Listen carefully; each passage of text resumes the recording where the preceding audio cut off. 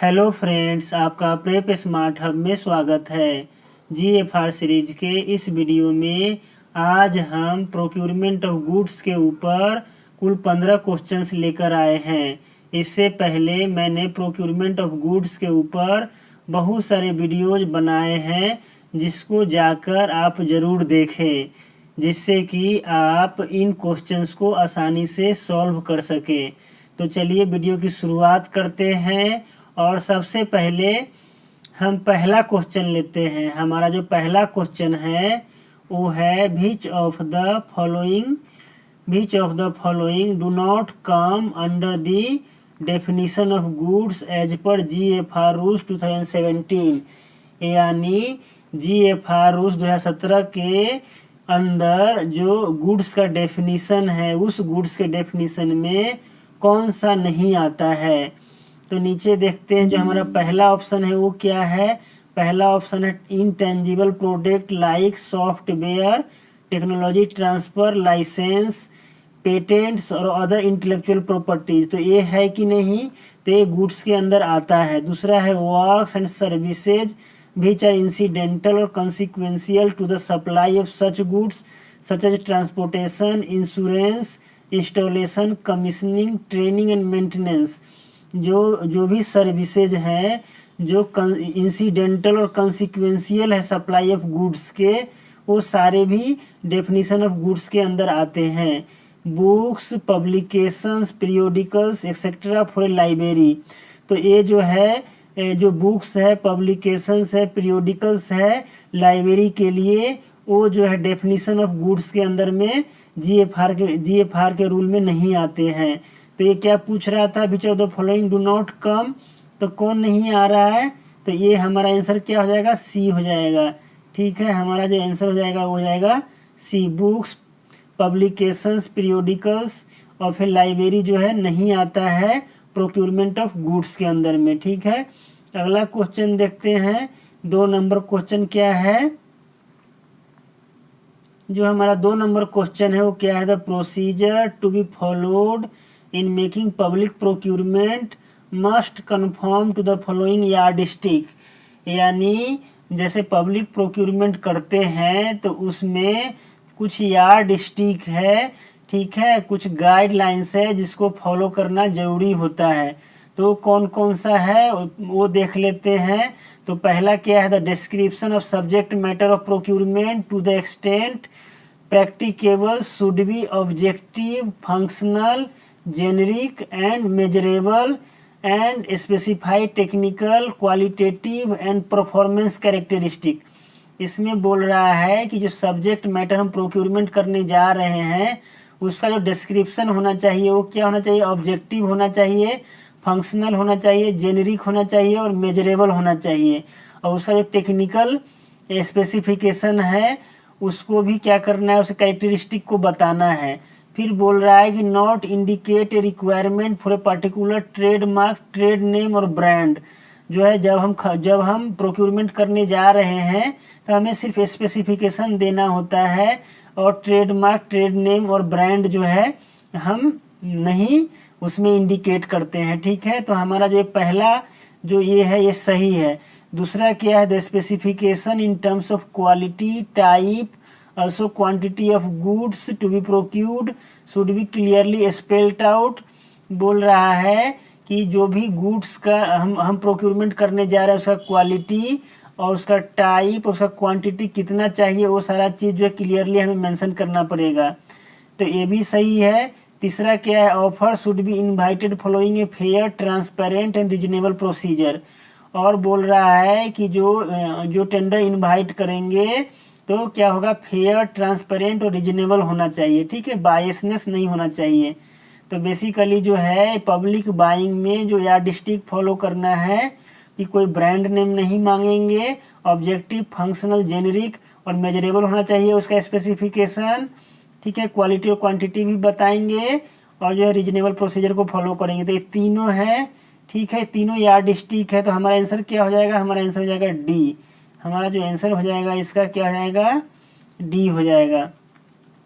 जो third number question है वो क्या है, जो थर्ड नंबर क्वेश्चन है वो है what is the duty of JMSPB special purpose vehicle.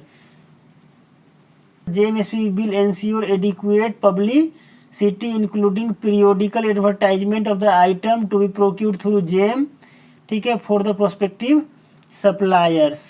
JMSPB है वो क्या करेगा, जो भी सामान जो है जेम पे हम प्रोक्यूरमेंट करना चाहेंगे उसका पब्लिसिटी करने का काम किसका है, JMSPB का. पब्लिसिटी एंड एडवर्टाइजमेंट का काम कौन करेगा, तो JMSPB करेगा.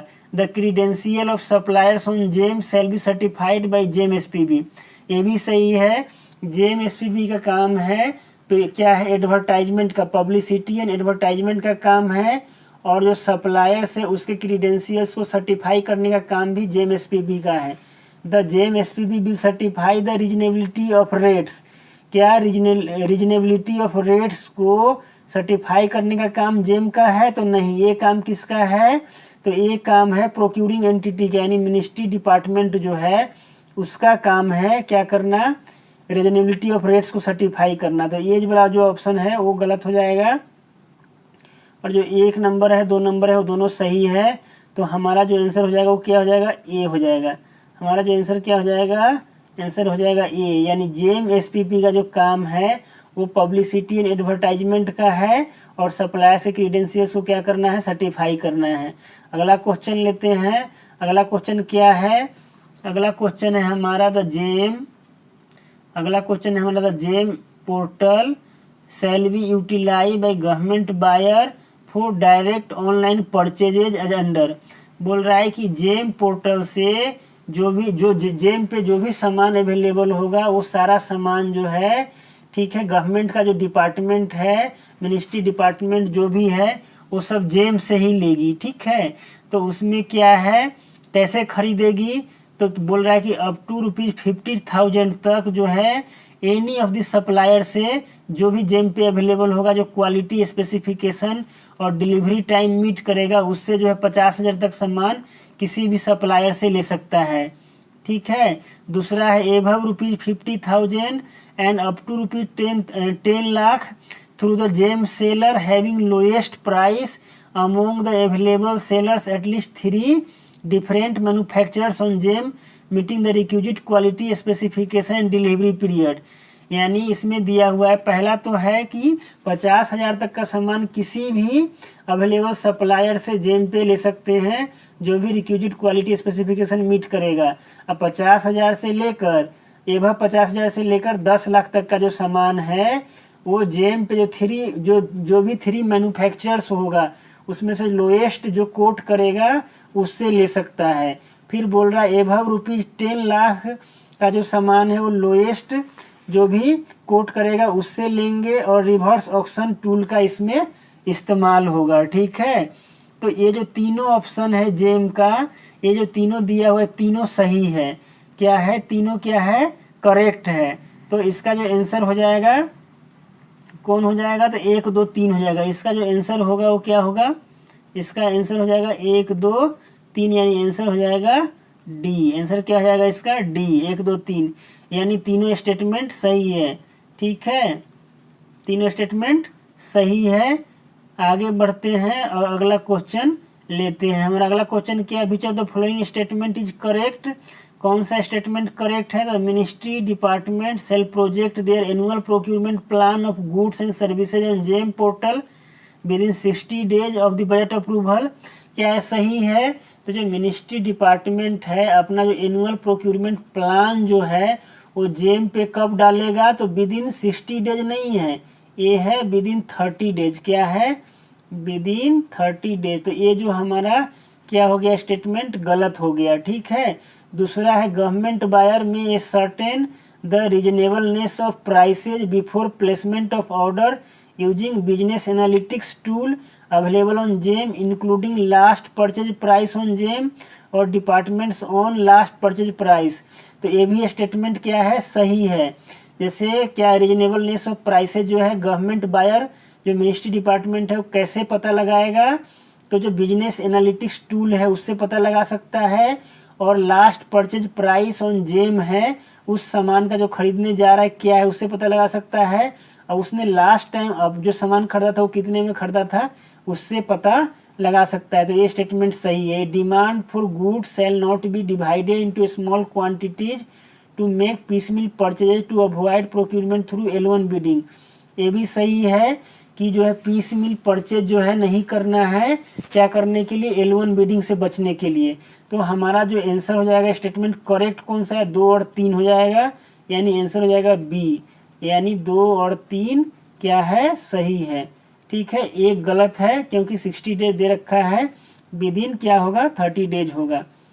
अगला क्वेश्चन लेते हैं 6 नंबर। 6 नंबर क्वेश्चन क्या है, ये bidder shall be debarred from how much period if he has been convicted of an offence under Prevention of Corruption Act 1988 or the Indian Penal Code for causing any loss of life or property or causing a threat to public health as part of execution of public procurement contract। यानी इसमें दिया हुआ है कि अगर कोई bidder जो है प्रिवेंशन ऑफ करप्शन एक्ट 1988 को वायोलेट करता है या इंडियन पिनल कोड के तहत जो है दोषी पाया जाता है, क्या है, किसी के लाइफ के लॉस का, प्रॉपर्टी के लॉस का, या पब्लिक हेल्थ के थ्रेटनिंग का, पब्लिक प्रोक्यूरमेंट के एग्जीक्यूशन के दौरान, ठीक है, तो उसको क्या कर दिया जाएगा, कितने साल के लिए मैक्सिमम डिबार कर दिया जाएगा। तो इसका आंसर है ए, नॉट एक्सीडिंग 3 ईयर्स, 3 साल से ज़्यादा के लिए डिबार नहीं किया जाएगा। तो इसका आंसर हो जाएगा ए, इसका आंसर क्या हो जाएगा, ये हो जाएगा। अगला क्वेश्चन देखते हैं, a bidder shall be debarred for how much period if he has breached code of integrity.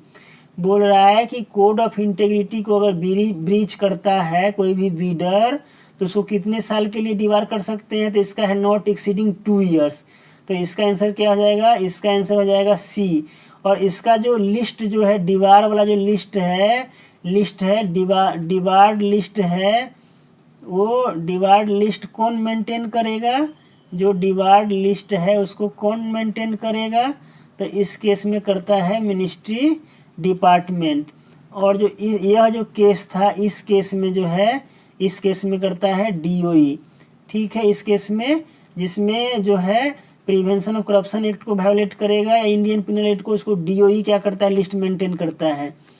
अगला क्वेश्चन देखते हैं 8 नंबर।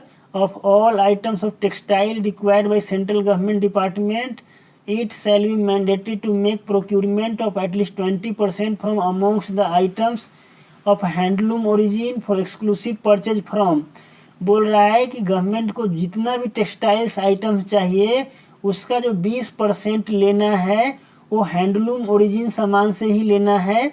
और एक्सक्लूसिवली किससे खरीदना है, तो खादी विलेज इंडस्ट्री कमीशन से खरीदेगा, या हैंडलूम क्लस्टर जैसे कोऑपरेटिव सोसाइटी है, सेल्फ हेल्प ग्रुप है, ठीक है, ज्वाइंट लाइबिलिटी ग्रुप है, प्रोड्यूसर कंपनीज है, और प्रोड्यूसर कंपनीज है, कॉरपोरेशंस है, वीवर्स हैविंग पहचान कार्ड। ये जो है तीनों सही है। ठीक है, जो 20% जो हैंडलूम ओरिजिन लेगा, या तो KVIC से लेना पड़ेगा, या हैंडलूम क्लस्टर से लेना पड़ेगा, या वीवर्स जिसके पास पहचान कार्ड है उससे लेना पड़ेगा। ठीक है, ये मैंडेटरी है। तो इसका आंसर क्या हो जाएगा, डी। तो हमारा आंसर हो जाएगा डी। ठीक है, 9 नंबर क्वेश्चन देखते हैं। How much amount of goods can be purchase on each occasion without inviting quotations और bids on the basis of a certificate to be recorded by the competent authority. बोल रहा है कि कितने अमाउंट तक का सामान जो है हम परचेज कर सकते हैं बिना बीड इन्वाइट किए हुए। ठीक है, एक सर्टिफिकेट रिकॉर्ड करके। ठीक है, तो ये है, इसका आंसर है 50,000। आंसर क्या हो जाएगा, बी। ठीक है, 50,000 तक का अमाउंट जो है तक का जो परचेज जो है गुड्स का परचेज हम विदाउट कोटेशन इनवाइट किए हुए कर सकते हैं, एक सर्टिफिकेट रिकॉर्ड करके। अगला क्वेश्चन देखते हैं। अगला क्वेश्चन है how much amount of goods can B purchased on each occasion on recommendation of local purchase committee. Local purchase committee के बेस पे हम कितना खरीद सकते हैं, तो एभव ₹50,000 से लेके अप टू 5 लाख तक का जो सामान है वो क्या है, परचेज कमिटी के रिकमेंडेशन से खरीद सकते हैं। तो हमारा जो आंसर होगा इसमें हो जाएगा ए। ठीक है, पहले ये था 25,000 से 2,50,000, अब क्या हो गया 50,000 से 5 लाख तक का सामान जो है हम परचेज कमिटी के रिकमेंडेशन से खरीद सकते हैं, ठीक है। और ये कब खरीदेंगे ये सब, जब जेम पे अवेलेबल नहीं रहेगा तब। एक्सेप्ट इन केसेज कवर्ड अंडर रूल 154, 155, यानी 154 में क्या है, विदाउट इन्वाइटिंग कोटेशन सामान ले सकते हैं। 155 में क्या है, परचेज कमेटी के थ्रू सामान ले सकते हैं, ठीक है। तो इन दोनों को छोड़ के मिनिस्ट्री डिपार्टमेंट क्या करेगा, जो गुड्स प्रोक्यूर करेगा उसके लिए कौन कौन सा मेथड इस्तेमाल कर सकता है। तो एडवर्टाइज टेंडर इंक्वायरी है, लिमिटेड टेंडर इंक्वायरी है, 2 स्टेज बिडिंग है, सिंगल टेंडर इंक्वायरी है, इलेक्ट्रॉनिक रिवर्स ऑक्शन है, जो है ये सारे मेथड्स को इस्तेमाल कर सकता है 154, 155 को छोड़ करके। तो इसका आंसर जो हो जाएगा ऑल ऑफ दीज हो जाएगा, यानी आंसर हो जाएगा डी, ठीक है। यानी advertise tender enquiry, limited tender enquiry, 2 stage bidding, single tender enquiry, electronic reverse auction, ये सारे का इस्तेमाल करके जो है प्रोक्यूरमेंट ऑफ गुड्स का कर सकता है, ठीक है। अगला क्वेश्चन देखते हैं। हमारा जो अगला क्वेश्चन है वो है 12 नंबर क्वेश्चन है, वो है 12 number. Which of the following statement is correct about mandatory E publishing. जो भी हम टेंडर इंक्वायरी निकालते हैं तो उसको क्या करना होता है, जो ई पब्लिशिंग पोर्टल है, सेंट्रल पब्लिक प्रोक्यूरमेंट पोर्टल, उस पर डालना होता है। तो उसी के रिगार्डिंग क्वेश्चन है कि all ministry department attach and subordinate office will publish their tender enquiries corrigenda thereon and details of bid awards on central public procurement portal. बोल रहा है मिनिस्ट्री डिपार्टमेंट को जो भी टेंडर इंक्वायरी निकालना है या उसके रिगार्डिंग जो कोरिजेंडम निकालना है या जो है बीड जो अवार्ड कर रहा है उसका डिटेल्स वगैरह का जानकारी देना है, वो सेंट्रल पब्लिक प्रोक्यूरमेंट पोर्टल पे देना ही देना है, ये मैंडेटरी है। The decision to exempt any case on ground of national security should be approved by secretary of the ministry और department with concurrence of concern financial adviser. ये बोल रहा है कि अगर ये मैंडेटरी ई पब्लिशिंग को के केस में अगर रिलैक्सेशन चाहिए तो नेशनल सिक्योरिटी के ग्राउंड पे, तो उसको कौन अप्रूव करेगा, सेक्रेटरी अप्रूव करेगा मिनिस्ट्री डिपार्टमेंट का, और किसके कंकरेंस से, तो फाइनेंशियल एडवाइजर के कंकरेंस से। तो हमारा जो दोनों स्टेटमेंट है वो सही है, तो हमारा आंसर क्या हो जाएगा, सी, बोथ 1 और 2, ठीक है। अगला क्वेश्चन लेते हैं। Method of advertise tender enquiry should be used for procurement of goods of what amount. बोल रहा है कि जो एडवर्टाइज टेंडर इंक्वायरी है का जो मेथड है प्रोक्यूरमेंट ऑफ गुड्स का, उसका इस्तेमाल हम कब करते हैं, कितना अमाउंट तक के प्रोक्यूरमेंट ऑफ गुड्स के लिए करते हैं।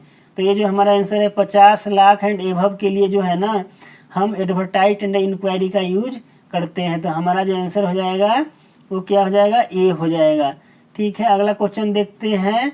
Up to what amount no global tender enquiry shall be invited for tenders.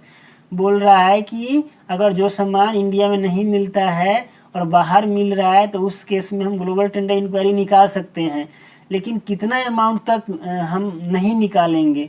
तो अप टू 200 करोड़ तक जो है ना, या लिमिट जो डीओई डिसाइड करता है उस लिमिट तक हम ग्लोबल टेंडर इंक्वायरी जनरली नहीं निकालते हैं। ग्लोबल टेंडर इंक्वायरी निकालने के लिए 200 करोड़ से ज़्यादा का सामान खरीदना होगा तभी निकालेंगे। Up to 100 crore, up to 300 crore, up to 500 crore. तो क्या बोल रहा है, no global tender enquiry shall be invited up to 200 crore. 200 crore तो कोई भी ग्लोबल टेंडर इंक्वायरी नहीं निकलेगा, यानी आंसर हमारा क्या हो जाएगा, आंसर हमारा हो जाएगा ए, ठीक है। 200 करोड़ तक कोई भी ग्लोबल टेंडर इंक्वायरी नहीं निकालेंगे, 200 से ऊपर का अगर रहेगा तो ग्लोबल टेंडर इंक्वायरी निकलेगा जनरली। इसको भी रिलैक्सेशन किया जा सकता है, ठीक है, एक्सेप्शनल केस में। आगे बढ़ते हैं, ये आगे अगला देखते हैं। Minimum time limit to be allowed for submission of bids under advertise tender enquiry. बोल रहा है कि मिनिमम टाइम लिमिट कितना देंगे, तो 3 वीक्स देते हैं डोमेस्टिक के केस में, और 4 वीक्स देंगे जिसमें डोमेस्टिक और फॉरेन दोनों इन्वॉल्व होगा, ठीक है। तो ये दोनों स्टेटमेंट सही है, तो आंसर हमारा आ जाएगा सी, बोथ 1 और 2, ठीक है। आंसर क्या हो जाएगा, आंसर हमारा हो जाएगा सी, ठीक है। हमारा जो 15 क्वेश्चंस का वीडियो है यहीं पे समाप्त होता है। आशा करते हैं आपको वीडियो अच्छा लगा होगा। वीडियो अच्छा लगा है तो वीडियो को लाइक, सब्सक्राइब एंड शेयर करना ना भूले। वीडियो को देखने के लिए बहुत बहुत धन्यवाद।